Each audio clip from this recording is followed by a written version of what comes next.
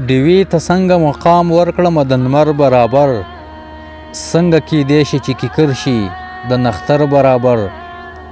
دغه د ړوند تقلید انجام دی چې سره د عقل هر چاته ګورو د نبی خیر البشر برابر. چرته د دې وخت رهبران او چرته هغه هستی، نه باچا خان او نه عمران د پیغمبر برابر. دا شنې او سرې جنډې که ټولې په زمزم ووینځي، والله که شي د محمد د یو څادر برابر. دا اوسني د کرسۍ اوږې دا غلیظ او پلید، دا خطاکار او بیا د هغه معتبر برابر. دا محلونه سرخارونه دا بنګلې او پلازې، نه د روضې برابر نه یې د یو در برابر.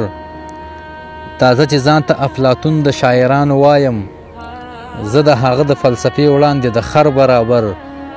ما به جنت ته د دې وخت سیاستدان نه بوزي، دا رهبر څنګه کړم د هغه لوی رهبر برابر. چرته هغه پاکه هستی او چرته زه ګناهګار، خبرې خوند کوي اشنا خو برابر برابر. زما غزل ته دې څوک دومره مقام نه ورکوي، بس صفت دومره چې جایز وي د منظر برابر.